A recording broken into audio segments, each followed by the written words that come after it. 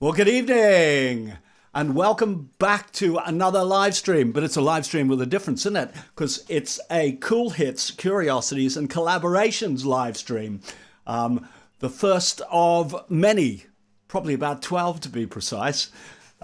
So this one tonight we are going to center around the song Lines, which was the very first demo that the Korgis ever recorded, which is why it's on the new album. We thought it would be a nice little historical jaunt. So here we go. Let's spin the record.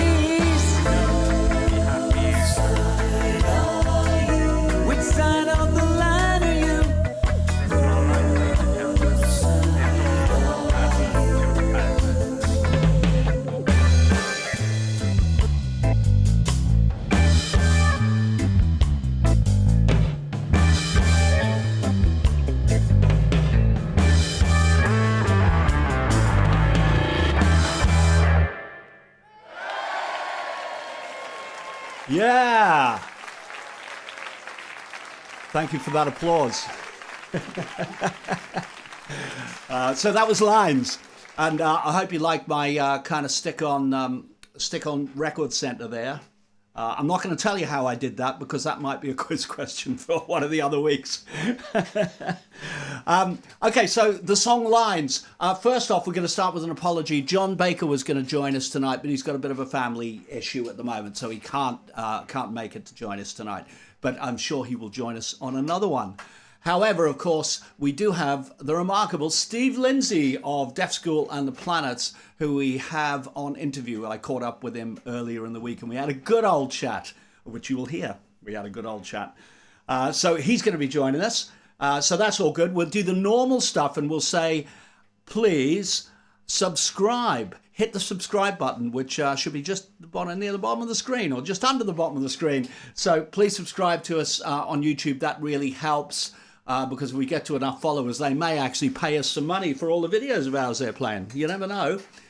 So that would be a good thing. Also, we are actively pushing the Korgis.com. Be our friend on the Korgis.com. Join the mailing list. We just send you an email. We will send you a mail out every now and then telling you in advance what is going on. And better you believe it, but there's quite a lot going on at the moment. There's a whole load of things bubbling under. We're going to touch on some of them in the news section, but there's others that we are still thoughts in our minds, so not yet developed. Some may say that our minds are not quite yet developed, and that may be true.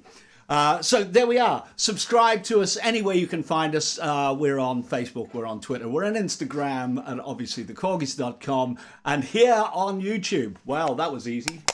That was easy. That was easy. There we go.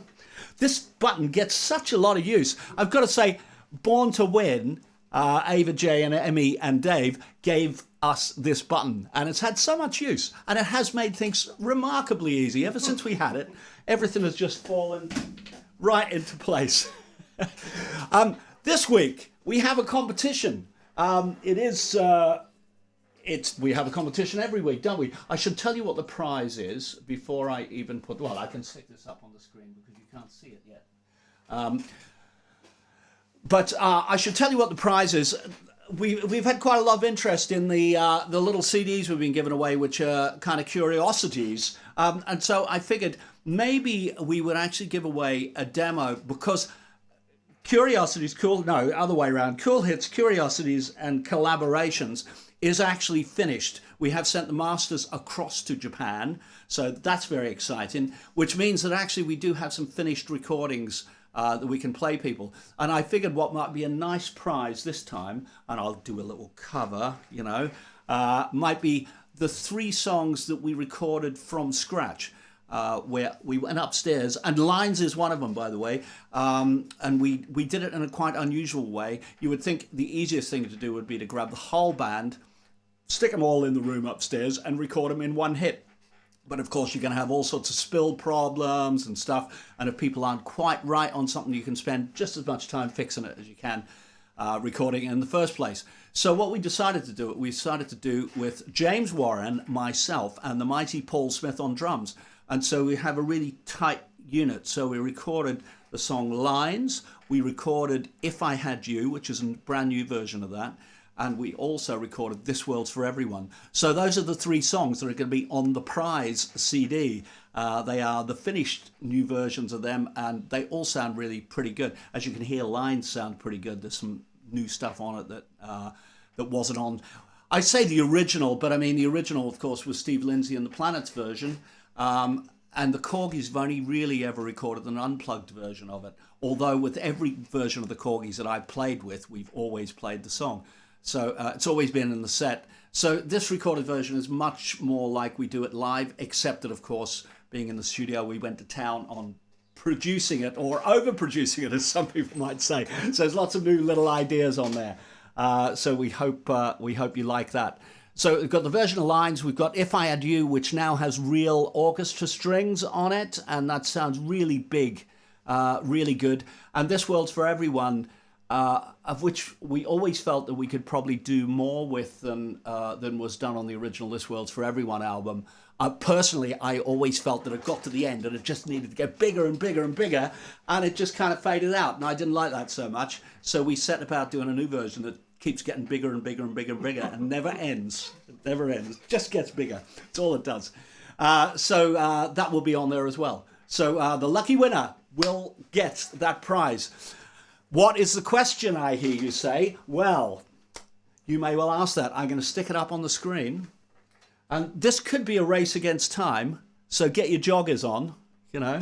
And I'm going to put this up on screen now. The question is, in the video of lines, which words do not match up with the Stuart Taylor images? Now, Stuart Taylor, of course, did us a remarkable video for lines, which has the tune going on and has things bottom screen, things top of the screen that are opposite to each other. So it was the whole principle of the lyrics of lines as it has opposites all the way through it. And in fact, you'll hear me talking with Steve Lindsay about that very idea a bit later on. So I'll repeat the question and excuse the grammatical error of which I'm putting right as I speak it now. In the video of lines, which words do not match up with the Stuart Taylor images? Okay, and it's just 1 point. So there we are. Let's see how you get on with that one. What was I going to say? Yes, sorry. So there's a couple of things. Ingo, I see you're with us tonight. That's very good. And actually, Ingo and I are catching up on Friday and Saturday. We're both going to 2 separate gigs. He's coming to a gig I'm going on Friday in London, a group called Private Bungalow. I always forget whether it's called Public Bungalow. No, they're called Public Bungalow, which is a big jazz ensemble with kind of load of players, and it'll be really good. And then Ingo has invited me along to see Dave Stewart and Barbara Gaskin, which should be a gas of a gig, and that's in King's Cross as well. So we go in there. And on that subject, if anyone is free this Saturday night, Ingo has 1 ticket going. He's got 1 ticket if anyone fancies joining us there. Sorry it's not 2. It would obviously be easier if it was 2. You could take someone. But hey, we shall be great company. Ingo and myself, and Kerry's coming up as well. So it should be a great gig. I don't know if you ever listened to much of Dave Stewart and Barbara Gaskin's stuff, but it's kind of, she's got a great voice. And it's quite kind of rocky in a prog rocky kind of way. Even though we're an 80s band, it's kind of definitely has a bit of prog rock in it. So I just got their most recent album. It's really good. So that should be a great gig. So Ingo and I are wandering around London. So beware. Keep the area clear because we're going to just terrorize everyone. We are. That's it. So it'll be good, Ingo. Good to meet up with you then.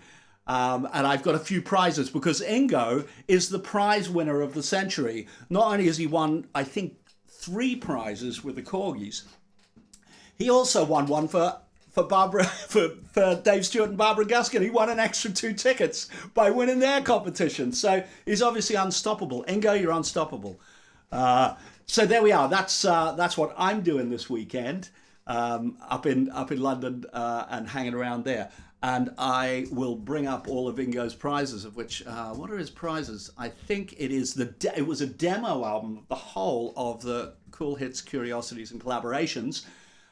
It was one of my CDs. He actually bought one of my CDs. That wasn't a prize. He actually bought it. So thank you very much for that. And also, as an extra thank you, I said I would do him a little CD of extra tracks that haven't been released. Now, to say that most of the tracks on my solo album were done in the 90s, there's quite a few of them. So I have to actually pick and choose which ones we're going to do. So there, anyone wants a single free ticket going for Barbara Gaskin and Dave Stewart, give us a shout. Give us a shout on here and we can pass you on to Ingo. Lovely. I think we are going to move on a little bit. I'm going to show you a little bit of stuff that from the recording of Lines itself. So I think I'm going to grab up Sonar and show you that on screen. Now, this is quite a simple song, really. So hang on, let's just grab it up here. It's quite a simple song. There's not loads and loads and loads. But we do what we normally do and hit some backing vocals. And so here's our regular backing vocal blocks, of which you will hear that marvelous chorus. Whose side are you? Whose side are you? Whose side are you? Whose side are you? And if I am correct, I think that is actually Just Born to Win and James. We didn't go overboard with this, and because they're predominantly female vocals on this, we needed something for Jay to do. And when we were thinking about the live gigs, we hit upon this idea of Jay having a megaphone and just saying all sorts of stuff here. And normally you can't tell what Jay says, so I'm going to actually play you some in isolation so you can tell what nonsense he is actually saying. Or maybe it isn't nonsense, maybe they're the wisest words you'll have ever heard. Ladies and gentlemen, I'd like to pay attention. I'd like to give you hearts in your mind.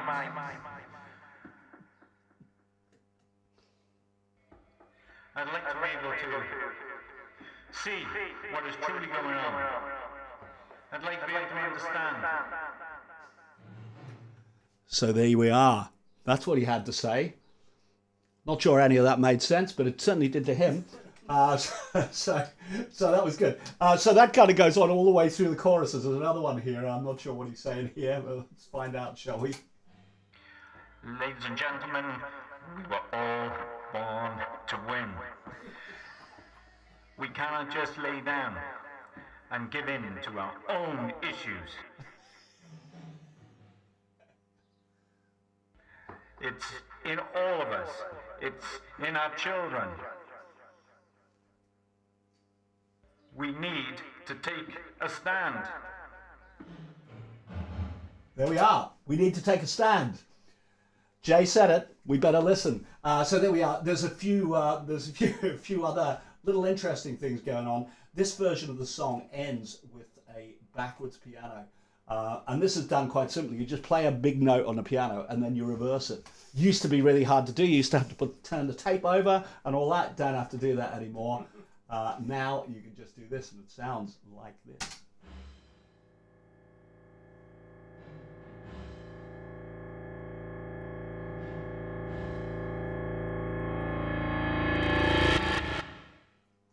Spooky. So there we are. I'm going to come back from there. I'm going to shut down Sonar. I don't think we really need that anymore.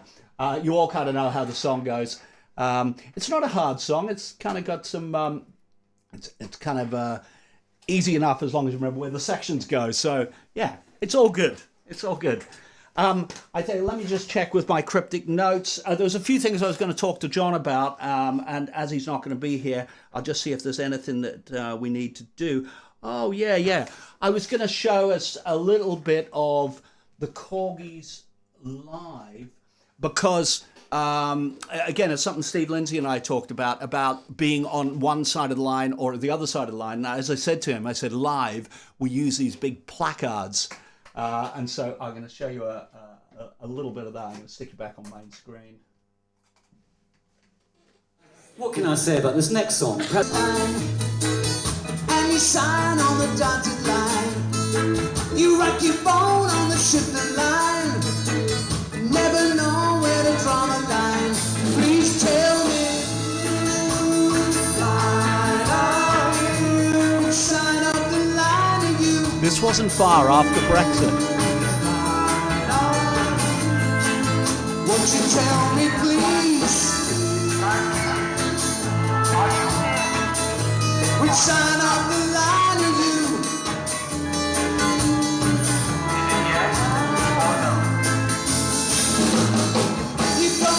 So there we are. That's what we did with lives. I think actually that was the very first live performance of Lines with this current lineup of the band. I believe that was up in York. It was up in York. And we'd specially made those in, out, yes, no placards. And the idea was Jay would just interrogate the audience as to which side were they on? Were they in? Were they out? Was it yes? Was it no? And so he'd go and he'd go and threaten them until they gave him an answer. I remember Andy Swain came up and he went, "Oh," he said, I love that, the megaphone and everything. It was just like, it was amazing." Good on Andy. So there we are. Yeah. I was going to ask John about Tears for Fears because John had been across to America to catch up with Kurt and Roland, and I think he had a couple of VIP days with them, etc. So we've had a few people asking, why weren't you supporting him when Alison Moyet quit, had COVID? Why weren't you supporting him in Liverpool, etc.? And we would have loved to have supported them, but of course it's a record company decision, not anything else. So it's out of their hands and out of our hands, unfortunately. I think what we are going to do now is I think we're going to recap on the competition in case we had any answers for the competition. I don't know. No answers for the competition. Okay. I think we're gonna recap on the competition, and then we are gonna go across to the Steve Lindsay interview, and we get the lowdown of the very earliest sessions from the recordings of the very first Korgis recordings, and his impressions of them, and etc. All of that sort of stuff. Anyway, here we go. Let's go back to the quiz question, which is going back up on screen, and this is: in the video of Lines, which words do not match up with the Stuart Taylor images? In the video of Lines, which words do not match up with the Stuart Taylor images? And that, of course, is the Korgis video of Lines. I don't think there was ever a Planets video of Lines. But there we are, the Korgis version. So have a little look, see if you can find out. There we go. I think we are going to move to the Stuart Taylor video. I haven't done much in the way of editing this. This is pretty much as it happened. It was great fun talking to him, and I hadn't actually met him before, but we'd spoken a little bit on Twitter of this and that and the other, so I knew a little bit about his history and what he'd done. But it was great to chat with him. So here we are. I'm going to bring you up the Steve Lindsay interview on screen now. Hello, Steve. How's it going? Oh, there we are. How are you keeping? Very good. Very good. What about you? So what are you up to today? What am I up to today? I'm up to whatever I do every day, which is I'm a music publisher now. Right. Yeah. James said something similar. Yeah, I've been a music publisher since the mid '80s. Actually, I worked in London for Warner Chappell, and then for Island Music. I've worked with Go Discs that were responsible for bands like the Lars, Beautiful South, Norman Cook and people like that. Yeah, so I moved to Ireland 21 years ago and set up my own publishing company here, and so it's I'm quite a part of the landscape here now. I still play, Well, I know because you've been touring with Deaf School, haven't you, recently? Not recently. No, we will be gigging in November. Right. We're following your footsteps and playing the 100 Club in London. That'll be a good one. I'm not sure of the dates, but we'll be playing 100 Club in London, and then we're doing a gig in Brighton as well, and 2 gigs in Liverpool. We've always had a strong connection with our hometown, so looking forward to it. I will try and catch up on one of those somewhere. It'd be great to kind of meet in person. I was talking to James earlier. He's a bit tied up today, but he said, I was just saying to someone the other day, I haven't seen Steve Lindsay since 1978. So you never know. He might pop in somewhere. I've sent him the link to it anyway. Great. Well, it'd be lovely to chat to him. Yeah, I mean, I think we spoke by phone. Probably, I think it was when I was at Island Music, but I haven't actually had any direct communication with him for a good long while. Certainly, yeah. It is frightening how the time just goes by. Yeah, well, at least everyone's doing stuff. Everyone's been busy with their various projects, so it's not like Not like we've been sitting around twiddling our thumbs thinking, God, I hope the phone's going to ring. Well, that's the thing. I mean, I've got a proper day job. Although music publishing, it's a brilliant day job. I wouldn't have it any other way. Yeah. But it was really handy to have had all of that experience back in the 70s, with Deaf School and meeting up with James and Andy, of course, back then, and having, that involvement. Did that come about through Warner Chappell? Because I know obviously James is still published by Warner Chappell. Yeah, that's exactly it. Basically, we shared the same music publisher. So it was actually Rob Dickens, who is a name that would be familiar to quite a lot of people in music industry from way back. He's actually gets a name check on Enya's Orinoco Flow. Right.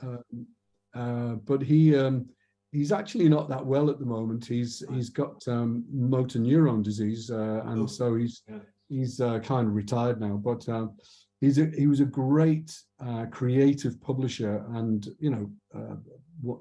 somebody who was the central point, and was the one who suggested that I met up with James and Andy Davis, and also was the one who proposed me as a signing to Rialto Records, right? That had the Korgis originally, So yeah, it was music publishing, creative publisher doing a bit of matchmaking, What publishers should do. It seems like those days are kind of gone, aren't they? Where people were really being creative with it and going, oh, listen, this is happening here and that's happening there, and this music's great. It seems to me to be, but then maybe I'm a little out of touch with it, that a lot of publishers sit and go, no, it doesn't sound like what's in the charts at the moment, so we're not interested, thank you. Yeah. I try and be as creative as possible, and be as, everything changes, everything moves on. So these days, a lot of people look to publishers to get bands and artists syncs, get into film, TV, adverts and stuff like that. It's not just the publisher's job to do that, by the way, but a lot of what I do is actually just matchmaking, putting two and two together or whatever, it's whether it be trying to get a cover on a song or trying to get a sync, or putting two songwriters together to see what new songs can be written. So there's all sorts of things. Sure. So back in the Warner Brothers days, because I know you and I have chatted about this on Twitter, I was staying with a guy called John Ward in London. It must have been in 1979, I think it must have been. And I did a little session in the Warner Brothers Studios in there, which John fixed up for me, fixed up with a couple of people. And I know that he played me the early Jerry Rafferty demos for I think it was the City to City album. So he played me all there, and Jerry Rafferty sounding almost exactly like he did on the finished thing, because he's a bit of a control freak. But I just remember the Planets being on Top of the Pops at that time, and John going, "Oh, Steve's on Top of the Pops. Oh, he's got the girls with him and stuff." And he obviously knew you at the time, and I didn't think much of it until way, way, way later in the 90s, when, of course, I'm doing a few gigs with the Korgis and we're playing Lines. And I'm going, what is this connection with Lines here at the time? And it was just funny that I had that sort of tenuous connection with you way back when that song was on Top of the Pops. Well, the band on Top of the Pops were just actually clothes horses, if it's not a very nice phrase, but there was Budgie on drums, who then went on to play with Susie and the Banshees. Right. He's an old mate from Liverpool, and a couple of the guys there. And the actual track that we were miming to on Top of the Pops was recorded with the Blockheads. The Planets wasn't a real band at that point. And it was the Blockheads that did a couple of tracks. Amazing band they were, just amazing musicians. Absolutely, and so that's what you hear on the record is, it's the Blockheads and me. And then after we had a bit of success on Top of the Pops and what have you, it then became a proper band, and John Wood joined us on keyboards and gigged with us. And you know, he didn't stay for the full thing. You know, he was busy with, I think, was it Gino Washington or something like that? Or Yeah, maybe. Yeah, he was. But anyway, yeah, it then became a proper band. And in fact, the two girls are, that's Kate Robbins and Jane Robbins. Kate went on to have solo hits herself. Yeah, and she's which is why I know the name. Yeah, she's a very, very popular actress now. She's worked with Victoria Ward and Ricky Gervais recently. Well, not Victoria Wood recently, but yeah. So and Jane, her sister, I'm actually playing bass at Jane's 60th birthday party this coming weekend.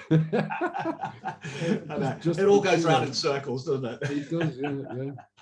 So yeah, it's lovely to still keep all of these friendships going and what have you. And going back to Deaf School, you know, whenever we get together, and it's still mainly, you know, it's the band has shrunk. It was massive. It was what, 16 of us to begin with, and now it's down to 7. But yeah, whenever we get together, it's just as if there's no time has gone by at all. You know. Yeah. It's lovely. Yeah. Yeah, that's right. So let's just talk about the Korgis, because I know you were only involved for a short time in the early days. But I mean, James always says that, you know, Lines was the first demo. It was the first thing we recorded with the Korgis. I don't even know if they had the name the Korgis at that point. Do you recall? I don't think so. No. Yeah. Yeah, it was basically Rob Dickens, as I say, the publisher, who suggested that I hook up with James and Andy Davis because I think he could see some sort of similarities or complementary attributes that each of our songwriting had. And so he arranged for me to go to Bath. It was Bath, right? That was going to be my next question, is did you record in London or did you record in Bath? No, it was in David Lord's house. It was actually. But it, you know, he turned his house into a studio. So the separation between control room and recording studio was like just on different floors. You know, that was that could work, can't it? Yeah. And so it was kind of, you know, it would have been daft of me not to try out, you know, and. So the song that I brought to the session, we did about 4 songs, 4 or 5. I can't remember precisely what how the many, other ones but were. it was about a handful. Yeah. And then and I would think it was one of those songs that was just it. I demoed it at home, you know, just playing all the stuff myself. But this was the first time it was recorded with any other people, you know. Yeah, I would think that one of the other songs that Andy would have had, If I Had You, which of course was a hit practically at the same time as Lines, because I was chatting to him about it, and that song had originated a couple of years earlier with the Kim Beacon Band, because he'd written for that band as a kind of reggae, kind of Little Feat kind of reggae thing, not a Jamaican reggae. And he was telling me about that. So I would imagine that as that song already existed, that would have been one of the ones that was kind of floating around at the time. I mean, do you recall that? I certainly recall the song. I'm really I hoard loads of stuff, and particularly cassettes and things like that. But there's one thing I don't have is a cassette of that, you know, weekend or however many days we were. I think probably I did my bit and then said just send on the mixes when they're done, you know, but I never got that. Anyway, but I don't remember the precise ones, but I think I could probably point to the songs. They would have been on the first album. They would have ended up on the first album. Yeah, sure. I'd have to go back to my copy and just but I'd be shooting in the dark. I wouldn't know. Yeah, it's a long time ago, and I think I asked James about, you know, what happened then, and he goes, "Oh, I can't remember." Well, I think from my point of view, it was a couple of things. Working with James and Andy clarified for me was that I wanted to be a bit more, you know, gritty, a bit, you know, rockier, louder. Because this is post-punk, isn't it? It's post-punk, and we and had well, you know, Elvis Costello-ish, Blockheads, you know that type of thing. I wanted a bit more kind of that in it. And also I was very, you know, girlfriends and stuff, you know, and not girlfriends, but girlfriend in Liverpool at the time. And, you know, it would have been quite a commitment to move to Bath. hiking down to Bath all Yeah. the time. Yeah. Yeah. And I can't say Bath. I can only say Bath. I would have been a real fish out of water there. Yeah. Yeah, I think so. Yeah. And it's and they're very posh in Bath, aren't they? They're all kind of. James and Andy are both a bit posh, you know. I'm not going to say anything. You know, I'm just. I reckon they are. I think basically what you're saying, I'm a bit working class. You know. Well, I think anyone from a kind of working class city, you know, it's like it goes with the territory, doesn't it? But Bath is not a working class city, you know. No. I get that. Yeah. But no, it's beautiful. Every time I've been there, I've always enjoyed it. Yeah, that's right. What's next for you? I know that you're going to be doing some dates with Deaf School. Are there any more dates like with the Planets? Is that kind of lined up, or is it just Deaf School? No. There was a couple of years ago, in much the same way that you guys have got a relationship with the people in Japan, you know, and your releases have been, I'm not sure, are you on the same label, Hayabusa? Yes, Hayabusa Landings, Yes. So basically the guys there have put out Deaf School albums, well,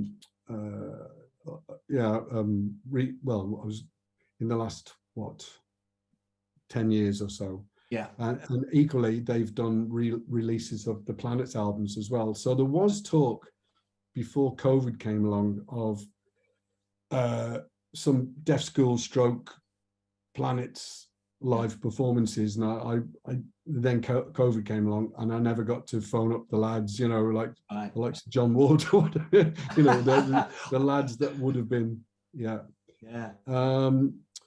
So, I mean, you know, COVID's got a lot to answer for. So I don't think it would have happened anyway, but, you know. I mean, there's probably quite a lot of work. If there'd been like a 15-day tour or something like it, go, okay, well, maybe it's worth, you know, getting it all together. But as we both know, you know, there's quite a lot of work involved in rehearsing up a band, getting it ready, you know, to be good, not just to be average, but to be really good. So before you commit to that kind of thing, it has to be right. Doesn't he have to know it's a serious commitment? It's going to go somewhere afterwards, you know. Exactly. Yeah. I mean, you know, I still write, I still record a little bit. I've been doing a little bit. Something may come out, you know, next year of mine. I don't know really. I've been tinkering around with a couple of other people. Particularly with Enrico from Deaf School, he and I've been doing some little silly demos that sound actually quite good. They might evolve into something, but no, Deaf School's the main thing on the horizon for November. It'd be great to see it at a gig. I will definitely try and come along, and I'll try and drag James along. He doesn't go to very many gigs, but he doesn't like the big crowds. He's all right playing in front of them, but he's not so good at being part of it. I'm a bit the same myself, Well, who knows? We're just about to release this Japanese album, and we will release it here. But it's really an odds and sods album. It's got some things that have been lying around that were unreleased, and then some new versions of older songs and things like that. However, we will be working on a new album. So who knows? Maybe we might approach you and go, like, do you want to stick in a little idea for this? We'll great. We'll put the whole thing will go full circle. I'd be delighted to kind of help out in some way, shape, or form. I mean, you know, I've always been a fan of it, you know, and a fan of the band. And I was just thinking earlier, actually, it's probably a good idea that I didn't join the Korgis, because with my kind of like turning up too loud, I would have absolutely destroyed, you know, Everybody's Got to Learn Sometime. I think I would have wrecked that song for everyone. But no, I'd very happily chip in whatever I possibly can. Going forward.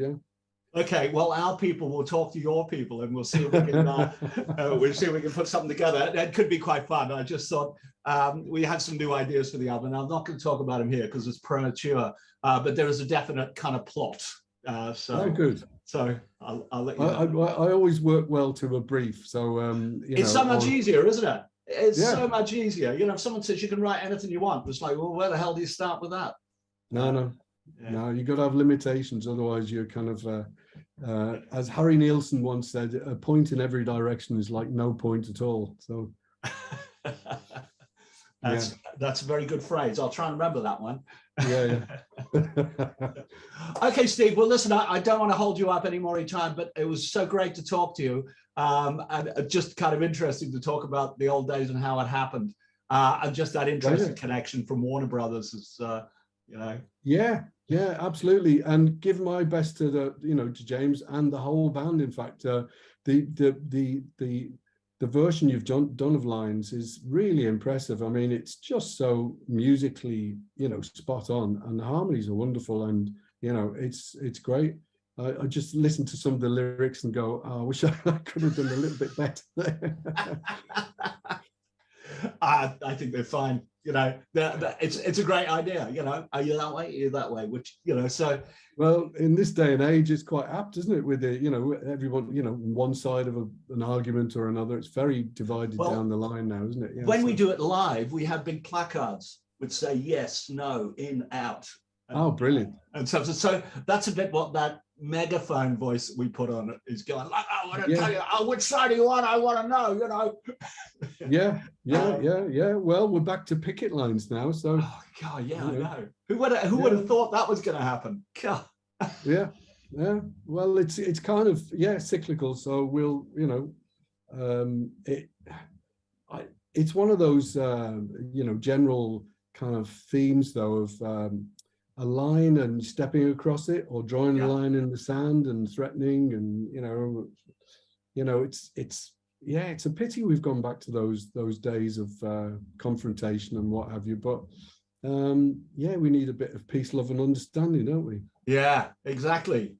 Quite a lot of it. And I think what would really solve the problem is if you and I were put in charge of the country, it'd be peaceful. It'd be fine. Everyone would be happy. But I'd have to be the boss. We're gonna have to talk about that. Yeah. Well, just do alternate days. Now that's a real compromise, isn't it? There you go. Maybe we suggest to the government that they have one day Tory and one day Labour, and then every fifth day they have a Green. Yeah. Every seventh day they have a. Well, Greens at the weekend, yeah. Yeah, Greens at the weekend. Yeah, it could work. Yeah, okay. That's a bit of peace, love, and understanding. Understanding is the word, I think. Yeah. And tolerating the other person's point of view, not trashing it. Not trashing it. Yeah, absolutely. I think we hit on something here. Solved it. I'm glad we had this talk now. It's delightful. In future years, this will go down as the turning point in the history, the political history of the UK. Yeah, of East-West relations. Yeah. Yes, there we are. All right, Steve. Great to chat to you. And I'll catch up. I'll catch up on one of those deaf school gigs. All right, great stuff. Yeah, let me know. I'll see you then. All right, cheers, Steve. Thanks. Take care. All the best. Bye. Bye for now. Bye. Cheers. And there he was, Steve Lindsay. Great fun to chat with Steve. And I wish I'd been around in those early days. And funnily enough, I was around Warner Brothers at that point that he was working with Warner Brothers. So we could have bumped into each other, but we didn't. And in fact, I might have had a meeting with the publisher he was talking about, because I did have a meeting with one of the publishers at Warner's. Great stuff. And just good to hear about kind of those the early sessions of going down and recording with David Lord on those very first ones. Maybe I'll send him a little track list of the first Korgis album and see if we can pinpoint which ones were in the session. There we are. Okay, so I think we're gonna catch up on a bit of news, because we have quite a bit of news. I mean, I touched on the subject that the Japanese masters have been delivered for this very album that we're talking about now, and they've received them, and no one said they're rubbish, so hopefully they're all very happy with them. I think that album is released in about 5 weeks in Japan. They've asked us if we would be kind enough to hold off for 2 months to give them a fighting chance to make their money back across there. Which of course we'd be happy to do. So that puts us in somewhere like an October release. And also we've been puzzling about the, can we afford to do vinyl and all of that sort of stuff. And in the middle of puzzling about all of that, all of a sudden we got offered 2 gigs in Japan. Woo, woo, woo. Of course, we turned them down. We said, no, we don't want to. No, we didn't. We want to go. Of course, we want to go. However, money is a little bit of an issue. They were rather horrified to find out that we were a 9 or 10 piece traveling unit. So we've kind of come to some agreement with them where they will definitely ship out 5 of us, but we're going to do some fundraising to do the other stuff. So this is like the idea of maybe some sort of crowdfunding. It's still in the infancy stages, but I think certainly one of those, one of the ways that we would do that is we will put this new order on pre-release, and we would beg you, we'll get down on our knees if possible, and say, don't wait for the album to be there, pay now and get the album later. It's a win-win situation. So I think probably maybe a week from now or maybe a little bit after that, the album will go up for pre-release. I know we're a good bit off October when it's actually there, but it would help us enormously. And there'll be all sorts of different packages, you know, down to just buying something, you know, the lowest common thing that you can buy. So we don't want to leave anyone out. If you're willing to contribute to our national cause of let's get a vinyl version of this out there, but also let's get the whole band out to Japan, because of course our aim is to conquer the world, and Japan is a bit of the world, and we want to conquer that. So hopefully we can just bind all this in together and say it's like a Japanese fundraiser. So it's to help us to go out there, and it's also for the album that Japan instigated to make sure that we can get that in all different formats. So that will definitely be CD, vinyl, the regular kind of things like the box sets, or combinations of CD and vinyl, CD and t-shirt, t-shirt and vinyl, or any other permutation that you can possibly think of. So that will be upcoming, and we will be publicizing that everywhere and sending out newsletters via, you know, Facebook, via the website. However we can get them out there, we're going to be sending out a letter and go, pre-release, buy it now, help us go to Japan. So that's going to be one of the big pushes. So that's exciting. That's exciting. We're going to be doing a new little thing on gigs as well. We know that a lot of people are actually quite keen to support us, and that's really nice to hear. So we're probably going to do, in the future, maybe a 2-tier ticket system or something like that, where you pay an extra $5 and you get a goodie bag. What's in that goodie bag, we're not going to reveal quite yet, but we have got the bags. I haven't seen them yet, and I just got them over there, and I can't wait to see what then. I think they'll be brilliant once we put Korgified them. They'll be amazing. Anyway, he's not going to show them to you yet. It's just a paper bag. Anyway, it'll be a goodie bag, and it'll contain some stuff. So if you want to spend an extra $5 on a ticket price and get a little goodie bag, then, and it's a flexible goodie bag as well, because so if you've got something in the goodie bag that you go, I've already got that, then it is exchangeable for real merch at the merch stand. So that's another one of our ideas. So that's going to be an interesting one. We're just putting them together at the moment. I've already said about that. Okay, so here's another biggie. This hasn't hit the news yet. On October the 23rd, and put that date in your diaries, October the 23rd, the Korgis are going to be doing a joint gig with an orchestra.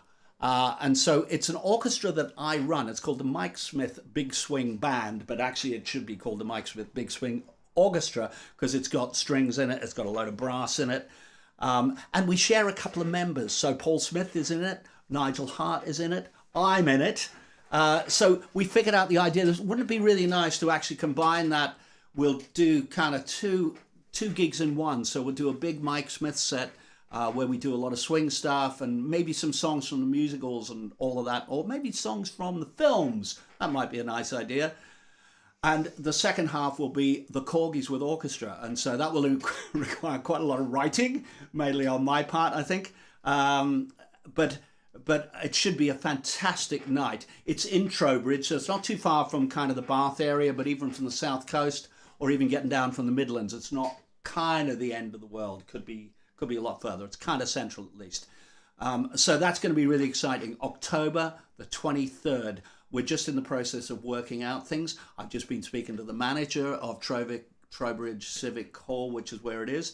And I said, oh, we're going to bring these TVs and put them on the side of the stage. And he said, what's on the TVs? And I said, films for the band. He went, why don't you use our big projector and screen that's right on the back of the stage? And I went, how much is that going to cost? And he went, nothing. You can have it for free. What a nice bloke. I'll tell you what. So that should be great. So we'll have a big screen at the back and we'll be showing loads of films. And that will be, we'll be playing as well, of course, won't just be showing films. It won't be just a night at the movies without the Korgis. The Korgis will be there, we'll be playing. So that should be a great one. Really looking forward to that. I think that is it for news. We do have bits more news, but I don't want to be premature with anything that's a bit half-baked. So I think we're going to go to Nigel, who's going to ask me something. Yeah, Ingo just wondered if you could mention the Dave and Bob tickets. Yeah, I have already mentioned those tickets once. Dave Stewart and Barbara Gascoigne, there's a spare ticket going. Ingo has a spare ticket. He's across from Germany this weekend in London, and him and I are meeting up for a gig on Friday and a gig on Saturday, and the gig on Saturday is Dave Stewart and Barbara Gascoigne. If you remember that, it's my party, you can cry if you want to, or I can cry if I want to. That's the way it goes. But they're also really good. Barbara Gascoigne's got a great voice, and Dave Stewart's a bit of a whiz. So worth checking out if you are free on that date and you want to meet up there. It's in King's Cross in London. But hey, it's not too far to travel up by train. Yeah, put the thought in your head. So yeah, anyone fancies that, give us a shout. Okay, there we are. I think there's been a few people on. Interesting things. If you play Magic Money Tree backwards, you can hear Boris Johnson resigning. Well, we were always before our time, ahead of our time. I will say that. We predicted many things, and it was only a matter of time before he went, really, wasn't it? And we just wish it had been a little bit earlier. 2 years earlier. So there we are, and thank you, Chris, for that comment, and the other cryptic ones, which are very hard to pronounce, but thank you anyway. Hello, Ingo. Hello, Paul G. Hello, Emily. How are you? Leah, only saw you a couple of days ago, but I'll say hello to you as well. Hope all are well. And Gary Twitchett's here. Hello, Gary. How are you? Elaine is there. Yeah. I owe Elaine a date in the studio. Yes, I haven't forgotten. And we're presuming that Chris is Chris. Oh, we're assuming that Chris is Chris Hopkins. You can just say yes or no, but we're assuming it is. Due to his anti-Tory comments, I would think that it's probably Chris Hopkins. There we are. Okay, so I think we are going to reveal whether we have a quiz winner or not. And we do. Apparently we do. It is. It's Tim. It's Tim. Tim, well done. Okay, so we are going to put this back up on screen and we are going to reveal what the actual answer is. And so here's the question. In the video of lines, which words do not match up with the Stuart Taylor images? Which words do not match up with the Stuart Taylor images? And of course, the answer is, the images read, and you park on the yellow line, and Johnny Baker sings, you never know where to draw the line. So there. I should have asked Steve Lindsay which was the actual correct answer, but there we are. So Tim, congratulations, you got that one right. And so I am going to be burning you a CD more or less straight away of those 3 tracks. And they all sound pretty marvelous. So hope you enjoy it, and let us know what you think. So there we are. Is there anything else we need to address on there? I don't think there is there, Nige? I think we're all good. Yeah. So I think we're good. I think we are going to leave you with the original Stuart Taylor video, 4 lines. If you're not fed up of hearing this song by now. Heard it a good few times. And thank you very much. We'll see you next week. And next week we'll be talking about If I Had You, the new version of If I Had You, which we'll be playing and giving you the lowdown of how we recorded it and what's different about it. So there. Thanks so much for joining us. On behalf of Nigel and myself and Steve Lindsay, who's with us in spirit, good night, and we will see you again next week. And here we go.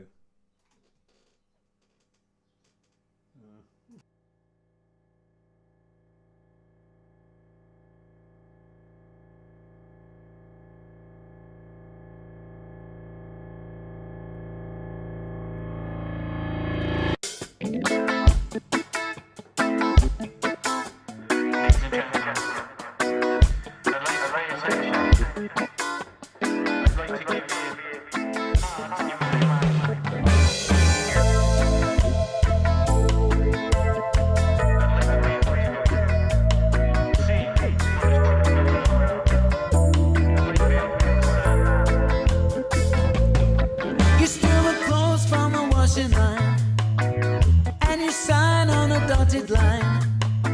You rock your boat on the shipping line, and you park on a yellow line. Please tell me, whose side are you? Which side of the line are you? Whose side are you? Won't you tell me, please? Whose side are you? Which side of the line are you? Whose side are you? You go to work on the picket line, and you read in between the lines.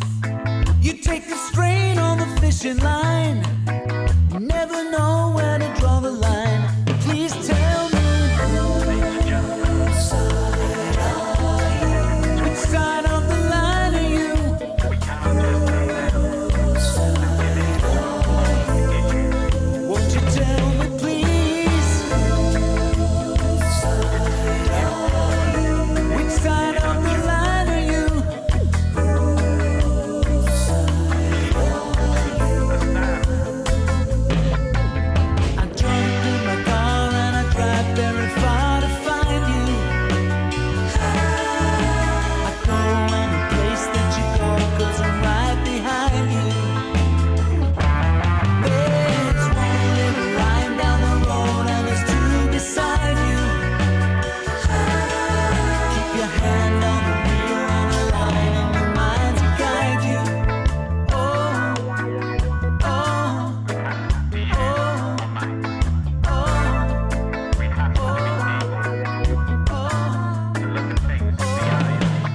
You steal the clothes from the washing line, and you sign on a dotted line.